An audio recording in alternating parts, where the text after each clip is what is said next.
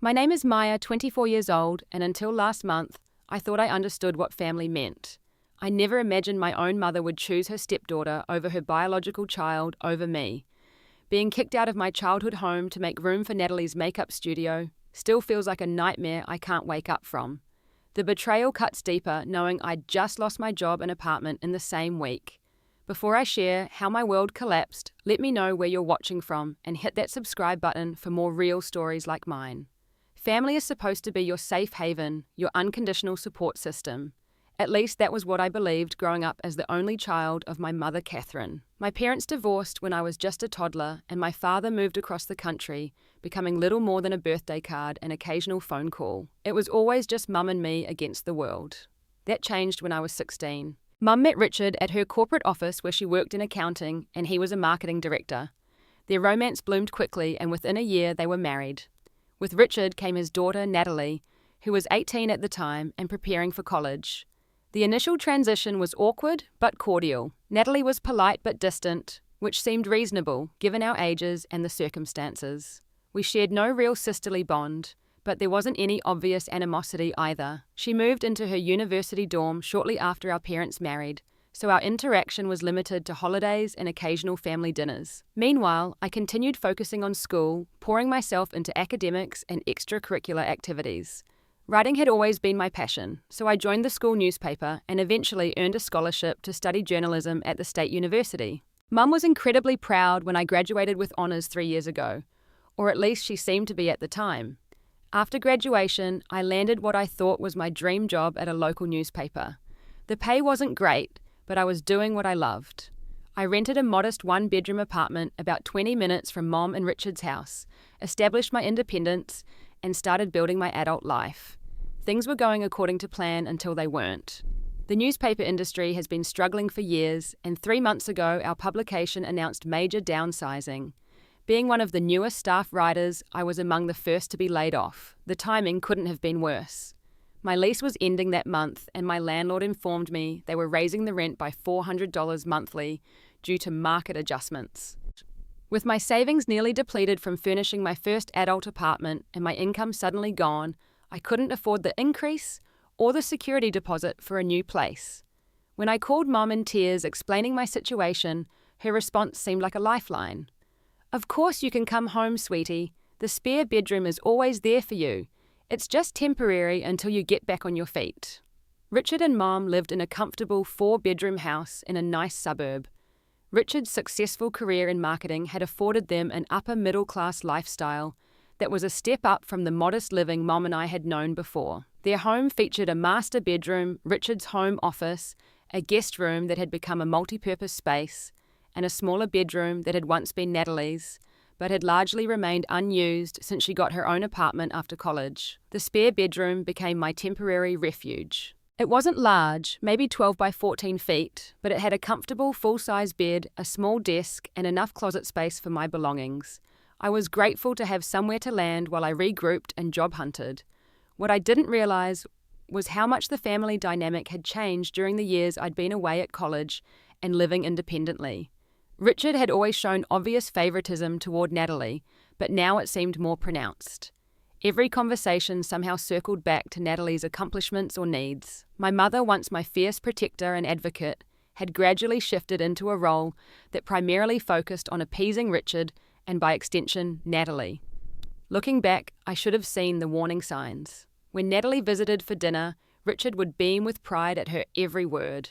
She had graduated with a business degree, but had struggled to find corporate work that fulfilled her creative potential, as Richard would explain. Instead, she had been dabbling in various creative pursuits with her father's enthusiastic financial support. In contrast, when I would mention job interviews or writing opportunities, Richard would barely acknowledge my words, often checking his phone or changing the subject. My mother would give me encouraging smiles, but rarely spoke up when Richard dismissed my career aspirations. "Journalism is a dying field, Maya," he would say dismissively. "You should consider something more practical like marketing or public relations." I tried to be understanding of the challenging dynamics. After all, this was Richard's house too, and he had every right to be proud of his daughter. I told myself that once I found a new job and moved out again, these tensions would fade back into occasional holiday discomforts rather than daily irritations. But as days turned into weeks, I noticed a change in the atmosphere. My mother, once warm and engaging, became increasingly distant. Our morning coffee chats, which had been a welcome reunion ritual when I first moved back, grew shorter and often ended abruptly when she remembered errands or tasks related to Richard's needs or schedule. I didn't realize then that my presence in the house had become a point of contention, or that my temporary safe haven was already being eyed for a very different purpose. The first real indication that something was wrong came about 3 weeks after I moved back home. I had gone to the kitchen for a late-night glass of water when I overheard my mother's voice from the living room. She was speaking in that hushed, tense tone that instantly alerts a child to trouble. "She just needs a little time, Richard. She lost her job and her apartment in the same week. Where else was she supposed to go?" I couldn't hear Richard's response clearly, but my mother's defensive tone told me everything I needed to know. My presence wasn't as welcome as I had been led to believe, at least not by my stepfather. 2 days later, we had a family dinner that included Natalie, who typically visited once or twice a week. She arrived in an unusually cheerful mood, practically bouncing into the dining room where Richard had insisted we use the good china for what he called a special family gathering. Once we were all seated and served, Natalie cleared her throat dramatically. "I have exciting news," she announced, her eyes darting to her father expectantly. Richard beamed. "Go ahead, princess. Tell everyone your news." Natalie's smile widened. "My YouTube beauty channel just hit 20,000 subscribers. The sponsorship offers are starting to come in and I'm gaining hundreds of new followers every day." "That's wonderful, honey," Richard exclaimed, raising his wine glass in a toast. To my brilliant entrepreneur daughter, my mother joined in the toast, smiling broadly. "Congratulations, Natalie. You've worked very hard on your videos." I forced a smile and offered my own congratulations, though I was admittedly a bit confused. I knew Natalie had started posting makeup tutorials online, but I hadn't realized it had become such a serious endeavor. Still, I wanted to be supportive. When there was a brief lull in the Natalie admiration session, I tentatively offered my own bit of good news. "I have a second interview with the City magazine next week. It sounds promising, and the editor really liked my portfolio." I expected at least a perfunctory acknowledgement, but Richard barely glanced my way before turning back to Natalie.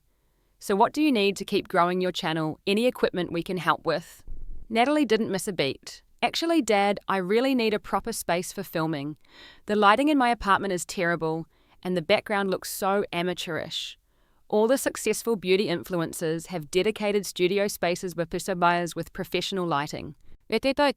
Richard nodded thoughtfully. "We have to make this happen. You can't hold back your creativity because of technical limitations." Throughout this exchange, I noticed my mother's gaze rarely meeting mine. She seemed unusually interested in rearranging her food on her plate. Later that evening, I tried to talk to Mom alone while she was folding laundry in the utility room. "That was a nice dinner," I said, leaning against the dryer. She responded, seemingly distracted. "I'm really hopeful about this magazine position," I continued. "The benefits are actually better than my newspaper job, and the editor—" "That's nice, honey," Mum interrupted, gathering a stack of towels. "Can you excuse me? I need to take these upstairs, and then I promised to help Richard with something in his office." The dismissal stung, but I tried to brush it off. Mum was probably just busy, I reasoned. The next day I returned from a coffee shop, where I had been applying for jobs online, to find several of my personal items had been moved in the spare bedroom. My books, which I had carefully arranged on the small bookshelf, were now stacked in a box beside the bed. The desk had been cleared of my laptop and job search materials replaced with what looked like makeup and lighting equipment. "Mum!" I called out, confused and increasingly concerned. She appeared in the doorway, a slightly guilty expression on her face. "Oh, you're back. I was just tidying up a bit." "Tidying up? My things are in boxes, and whose makeup stuff is this?" "Natalie left some things after dinner last night. She wanted to see how the lighting worked in this room." Mum avoided my eyes. "It's just temporary. You can put your stuff back." "Did you ask me before moving my things?" I tried to keep my voice level, but I could feel anger and hurt bubbling up. "You were out, and we didn't think you'd mind. It's not like anything is missing." The "we" in her statement wasn't lost on me. The next morning at breakfast, the tension escalated. I was quietly eating cereal when Natalie unexpectedly arrived carrying a tape measure and a notebook. Without so much as a hello, she began measuring the walls of the spare bedroom. My bedroom. Richard, who had been reading the newspaper at the table, looked up with a smile. "Getting the dimensions for your equipment, princess. Yes, Daddy, I think this space could work perfectly with some adjustments. I looked between them, then at my mother, who was suddenly very interested in washing dishes that were already clean. What's going on? I asked, my spoon suspended halfway to my mouth. Richard folded his newspaper deliberately. Natalie needs a proper space for her growing business. This house has the room she needs. But I'm staying in that room, I said, stating the obvious. Richard's expression hardened slightly. Your situation is temporary, Maya. Surely you must have friends you could stay with for a while. Natalie's business needs are more long-term and could benefit the whole family financially. The implication was clear. My needs were inconvenient and temporary. Natalie's were important and permanent. I looked to my mother for support, but she remained focused on the dishes, her back to the conversation.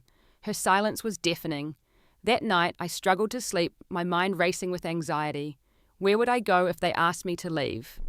My savings were nearly depleted, and while I had friends, I couldn't imagine imposing on them indefinitely. I began spending more time outside the house, taking my laptop to libraries and coffee shops, returning home only when necessary.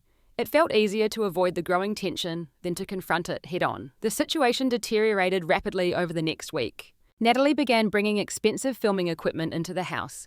Professional lighting rigs, backdrops, and various props. Richard spent an entire weekend converting part of the garage into storage space to accommodate Natalie's growing collection of makeup and beauty products. Isn't it wonderful to see her so passionate about building her brand? Richard would comment, as if the household revolved around Natalie's aspirations. My mother would nod and smile, offering to help organize supplies or prepare snacks for Natalie's filming sessions. Meanwhile, my job search materials remained confined to a small corner of the room that was increasingly feeling less like my space. One afternoon, I returned from a preliminary job interview to find Natalie and 3 of her friends using the spare room for filming.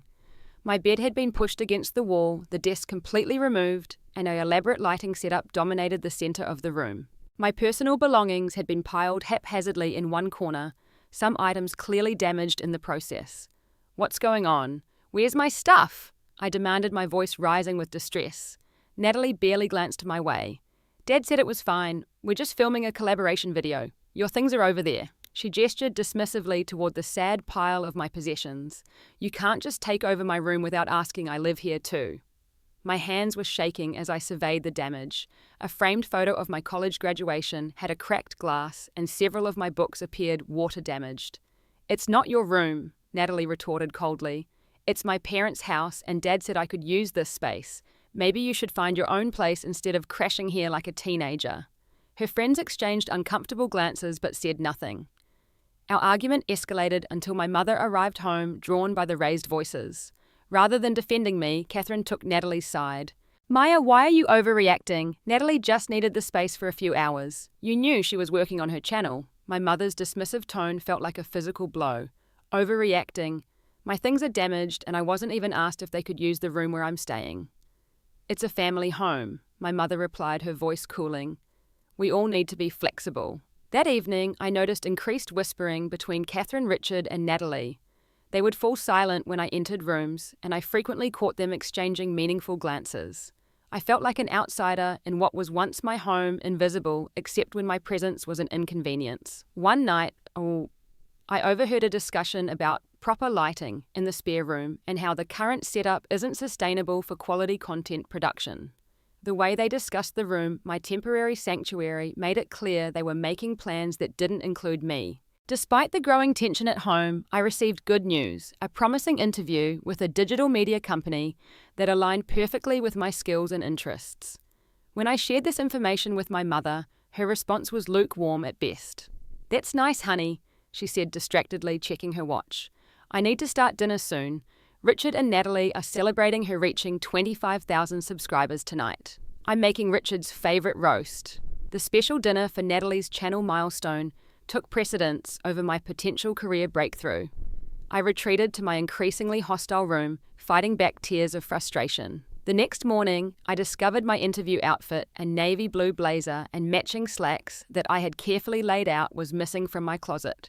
After searching frantically, I found the blazer hanging in Natalie's car, wrinkled and sporting a small makeup stain on the collar. When I confronted her, Natalie shrugged. I needed it for a business casual lookbook video. I was going to return it. "You took my clothes without asking. I need that blazer for an interview today." I was nearly shouting, months of accumulated frustration boiling over. Richard appeared in the doorway, his expression stern. "What's all this commotion about?" When I explained the situation, his response left me speechless. "Maya, don't you think you're being selfish? Natalie is building a career here. Her videos could generate significant income for her future. Surely you can find something else to wear or reschedule your interview." "Selfish?" I repeated incredulously. "For wanting to wear my own clothes to a job interview." My mother, who had been hovering in the background, finally spoke. "Maya, please. Can't you be more accommodating? We're all trying to support each other during this difficult time." The "we" clearly didn't include me.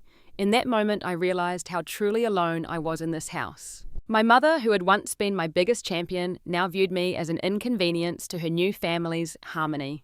The isolation cut deeper than any of Natalie's snide remarks or Richard's dismissive attitudes. As days passed, my mother's behaviour toward me grew increasingly cold and distant. The physical distance between us in the house mirrored the emotional gulf that was widening by the day. We had gone from the close, supportive mother-daughter relationship I had cherished to feeling like uncomfortable strangers under one roof. The breaking point came on a Thursday afternoon. I had just returned from what felt like a successful final interview with the digital media company. For the first time in weeks, I felt a glimmer of hope about my future. That fragile optimism shattered the moment I walked through the front door. In the hallway stood several large cardboard boxes. Some were already filled with what appeared to be my belongings. My heart pounding, I walked toward the spare room, my room, and pushed open the door. The transformation was already underway. Half of the room had been emptied of my things. The walls, once a soft beige, were now being painted a trendy grey-blue colour. A man on a ladder was installing track lighting in the ceiling. The bed where I had been sleeping was disassembled, its components leaning against one wall. "What is happening?" I whispered, though no one was there to answer. I found my mother in the kitchen, calmly preparing dinner as if she hadn't just authorized the dismantling of my living space. "Mom, what's going on upstairs?" My voice shook with emotion. Catherine set down the knife she was using to chop vegetables and turned to face me, her expression a practiced mask of calm. "Maya, we need to talk about the living arrangements." "Living arrangements?" I repeated. "My things are in boxes and my room is being renovated." "It looks like the arrangement has already been decided," my mother sighed. "We've been discussing this for a while now. Natalie needs a proper studio for her growing channel. The spare room has the best natural light and the right dimensions for what she needs. And what about what I need, like a place to live?" I could feel tears threatening, but I fought to maintain my composure. "That's what we need to discuss." My mother's tone was businesslike, detached.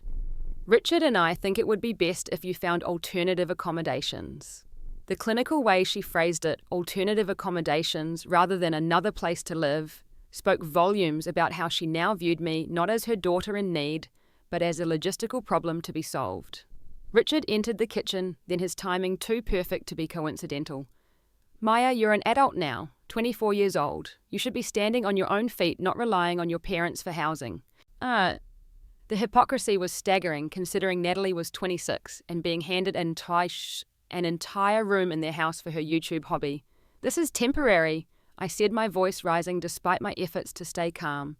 "I lost my job and my apartment. I'm actively interviewing. Where am I supposed to go in the meantime?" "We understand it's not ideal timing," my mother said, avoiding my eyes. "But Natalie's channel is at a crucial growth stage. The sooner she has a proper studio space, the faster she can monetize her content. So her makeup videos are more important than me having a roof over my head." I couldn't believe what I was hearing. "Mum, you promised me I could stay until I got back on my feet." "And we're not throwing you out on the street," Richard interjected firmly. "We're simply asking you to accelerate your plans. Surely you must have friends you could stay with temporarily."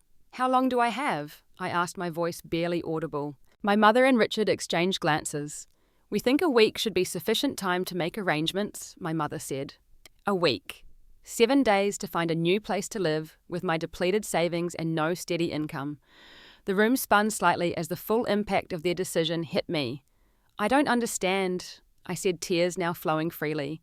"Mom, how can you do this? I'm your daughter." For a brief moment, something like pain flickered across my mother's face, but it was quickly replaced by a hardened resolve.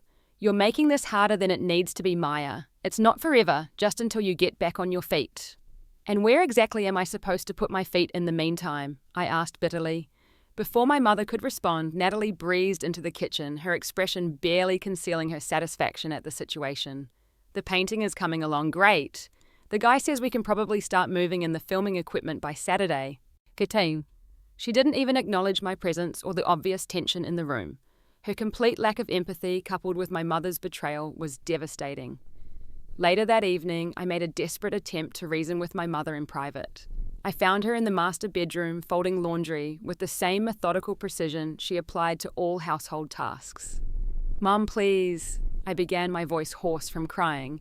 "I need more time. I'm trying so hard to find a job and get back on my feet."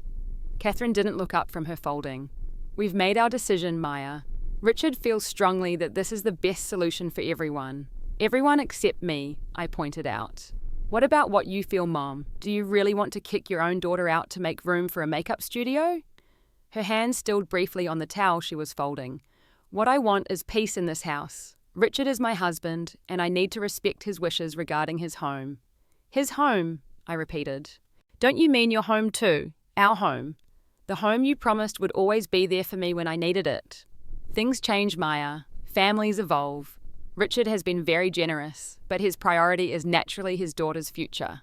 "And your priority?" I asked, my voice breaking. "What about your daughter's future? You're strong, Maya. You've always been independent. You'll figure this out." The platitude felt like a slap. In that moment, the heartbreaking truth crystallized. My mother had chosen her new family over me. Her marriage and the approval of her husband were more important than her own child's well-being. The woman who had once been my fiercest protector had become unrecognizable to me. With nowhere else to turn and panic rising, I retreated to what remained of my room and sat among the boxes of my displaced life. The sound of Natalie's voice cheerfully discussing lighting fixtures with Richard in the hallway filtered through the door, twisting the knife deeper. The week that followed was one of the most difficult of my life. With the clock ticking on my forced departure, I frantically reached out to everyone I knew who might be able to offer temporary housing. Each call, text, or email felt like another admission of failure, another humiliating explanation of how my own mother had chosen her stepdaughter's YouTube ambitions over my basic need for shelter. My savings, already depleted from my period of unemployment, wouldn't cover a security deposit and first month's rent anywhere safe in our area. The cheapest motel would drain what little I had left in less than 2 weeks. The few extended family members I contacted offered sympathy, but no concrete help, most living too far away or in spaces too small to accommodate another person. After 3 days of desperate searching, my college friend Amanda reluctantly offered her couch for a week or two until I could find something more permanent. It wasn't ideal. Amanda lived in a tiny 1-bedroom apartment with her boyfriend, but it was my only option. Richard seemed almost eager to help me move out, carrying boxes to my car with an efficiency that bordered on enthusiasm. My mother maintained her detached demeanor, treating the situation like a normal move rather than the traumatic eviction it was. She had packed some food containers and offered to give me her old set of dishes, as if these token gestures could somehow compensate for her betrayal.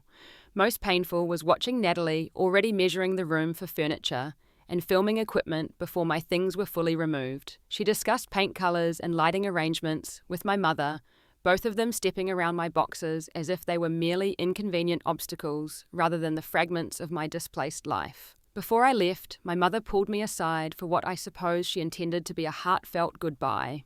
"I'll check in soon to see how you're doing," she said, her voice artificially bright. "And if you need any financial help, just ask. We want you to succeed, Maya."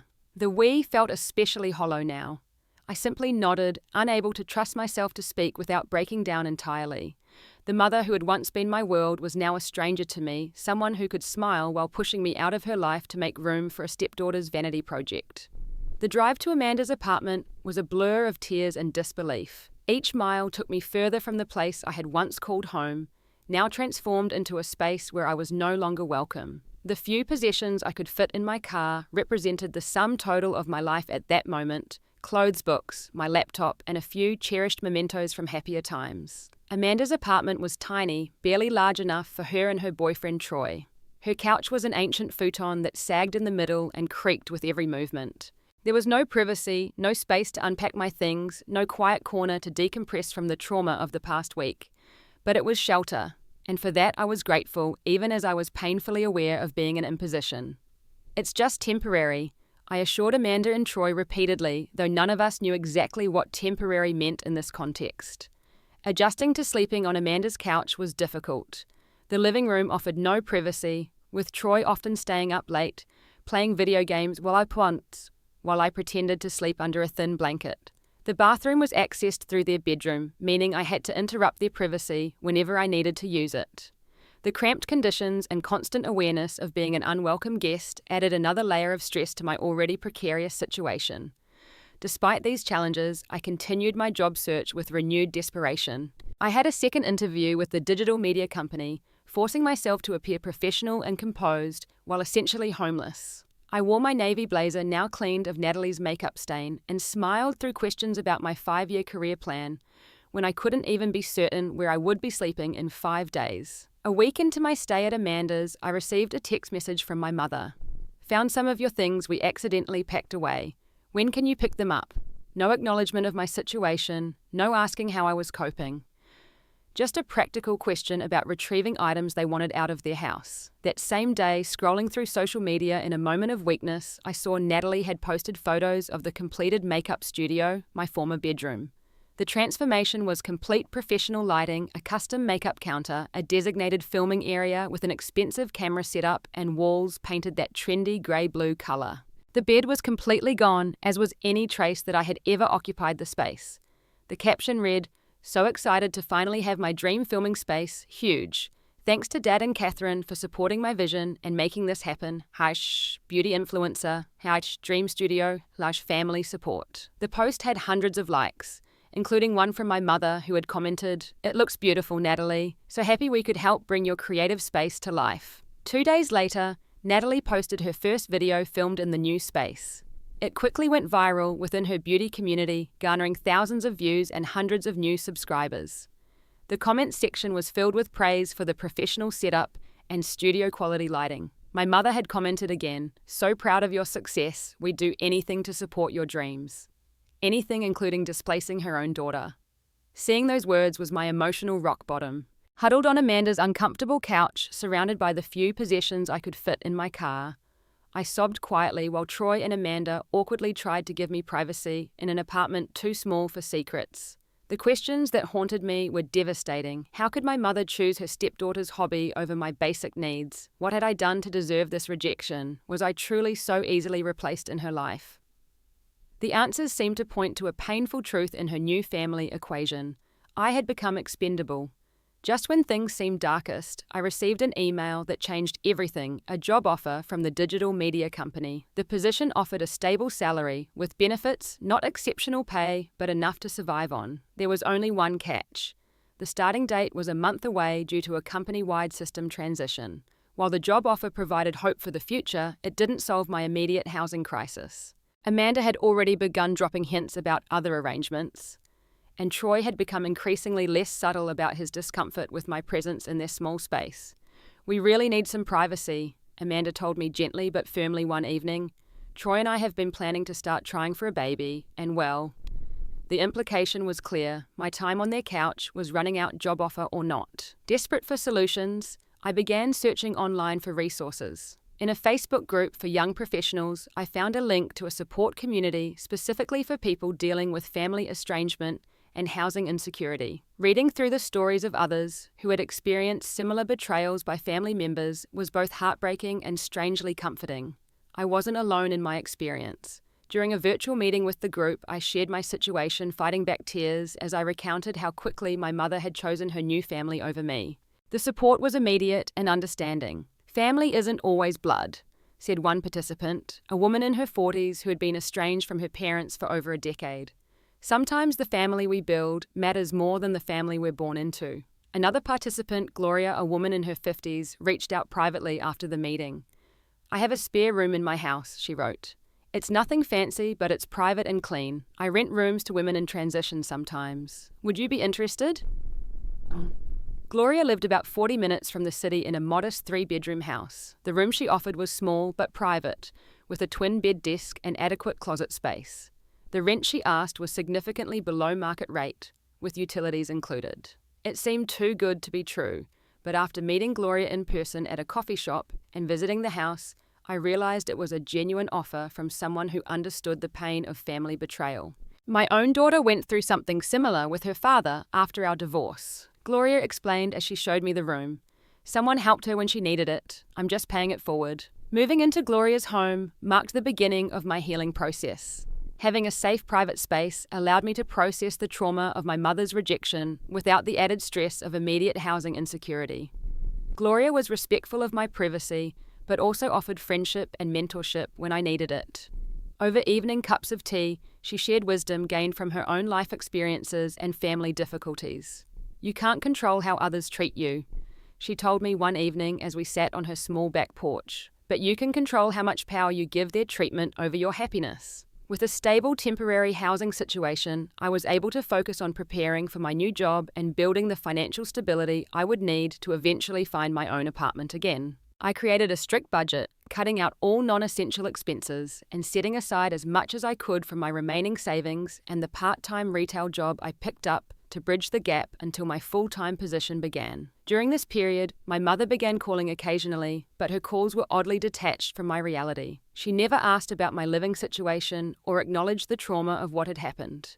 Instead, she would call with requests or administrative questions. The bank sent your old credit card statement here. Should I forward it? Your winter boots are still in the garage. Do you want to pick them up? Each interaction was a painful reminder of how our relationship had changed. She treated me like a distant acquaintance, rather than her child avoiding any conversation about the elephant in the room, her choice to prioritize Natalie's wants over my needs. With Gloria's encouragement, I began setting boundaries with my mother for the first time in my life. When Catherine called asking me to drop off some documents at Richard's office because it was on my way, it wasn't. I politely declined and suggested she mail them instead. I can't accommodate that request, Mum. My schedule is quite full right now. The silence on the other end of the line was telling she wasn't used to me saying no. After several weeks of building my strength and clarity, I agreed to meet my mother for coffee at a neutral location. I arrived prepared, having rehearsed what I wanted to say with both Gloria and my support group. My mother arrived looking tired, but immediately launched into small talk about neighbours and relatives, avoiding any meaningful conversation.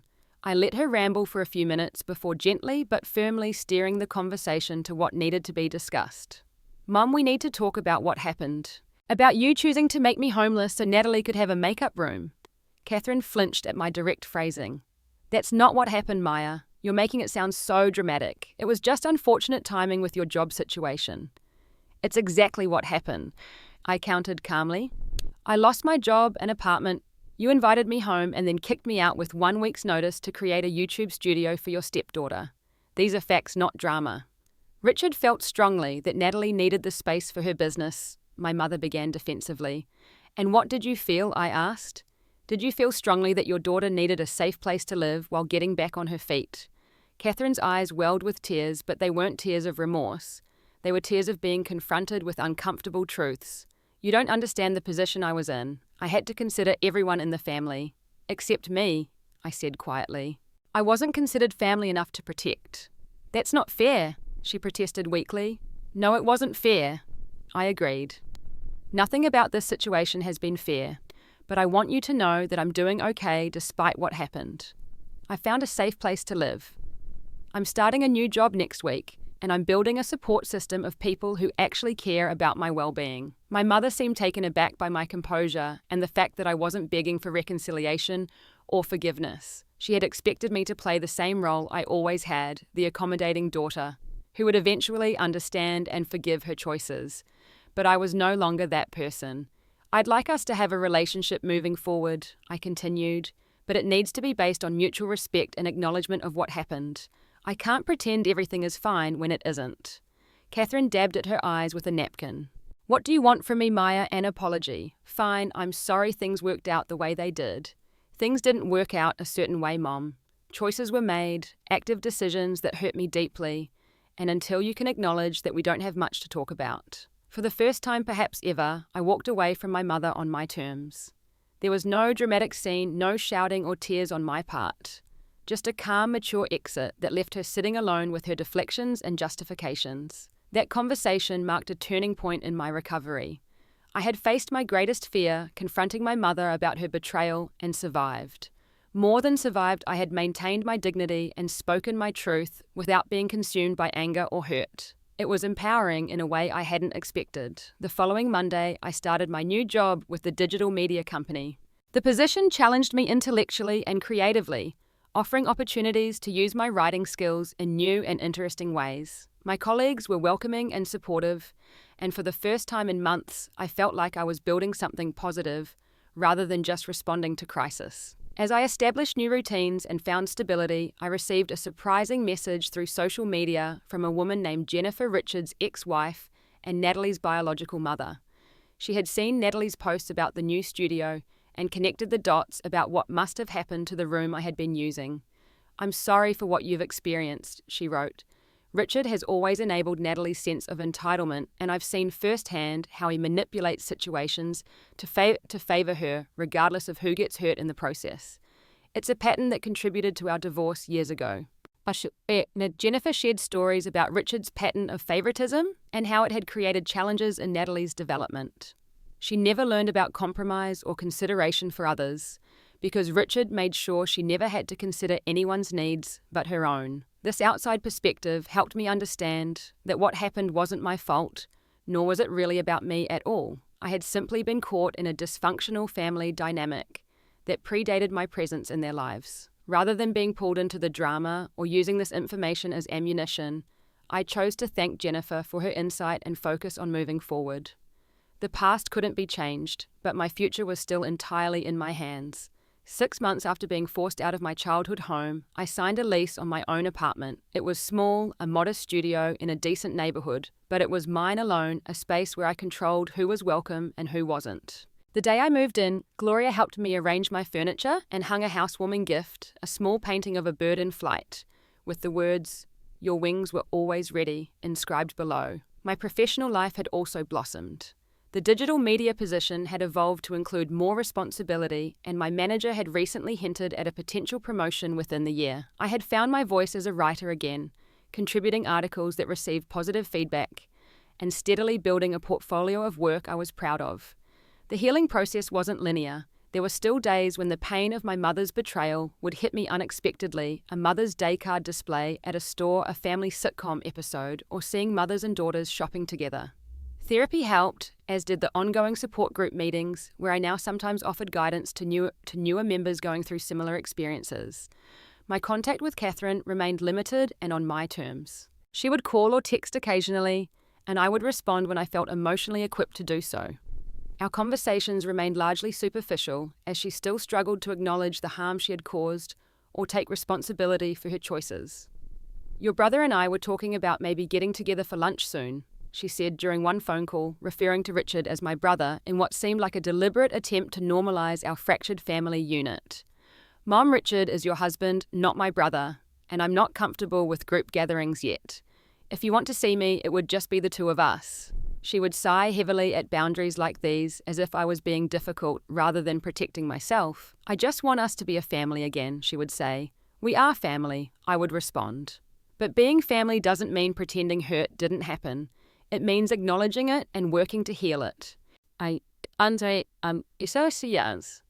late October, I received a call from Catherine that was different from her usual check-ins. Her voice was subdued, almost contrite. "I've been doing a lot of thinking," she began hesitantly, "about what happened with the room and everything." I remained silent, waiting for her to continue, rather than jumping in to make the conversation easier for her, as I might have done in the past. "I didn't handle things well," she admitted. "I should have stood up for you more with Richard. I was so afraid of causing conflicts in my marriage that I failed to protect you. That was wrong of me. It wasn't a full acknowledgement of the harm done, but it was more than she had offered before." "Thank you for saying that," I responded carefully. "It means something to hear you acknowledge that. Would you consider coming for Thanksgiving?" she asked, hope creeping into her voice. "Richard and Natalie will be there, of course, but so will Aunt Susan and Uncle Jim. It would mean a lot to have you there too." The invitation triggered a complex mix of emotions. Part of me yearned for the comfort of holiday traditions and the possibility of rebuilding something with my mother. Another part recognized that jumping back into family gatherings before real healing had occurred might be setting myself up for more pain. I appreciate the invitation, Mom, but I'm not ready for that yet. I've made plans with friends for Thanksgiving this year. The plans were real. Gloria had invited me to join her and several other holiday orphans for a potluck dinner.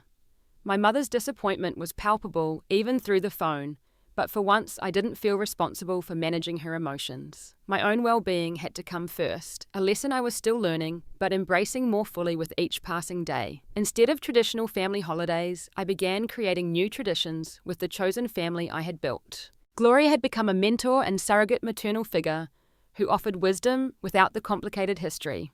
My support group friends understood the unique pain of family estrangement in ways others couldn't. Colleagues from work invited me to casual gatherings that were free of the tension that had characterized my step-family dynamics. In December, I received an unexpected letter from my mother, a physical letter in an envelope with a stamp, something so rare in our digital age that it immediately signaled importance. Inside was a 3-page handwritten letter that showed more self-awareness than I had thought my mother capable of. "I failed you as a mother," she wrote in her familiar slanted script. "In trying to be a good wife, I became a terrible mother. I prioritized keeping peace in my marriage over protecting my child.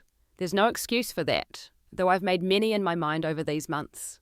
What happened wasn't your fault. You deserved better from me, and I am truly sorry." The letter went on to acknowledge specific ways she had hurt me and expressed regret without expectations or requests for forgiveness.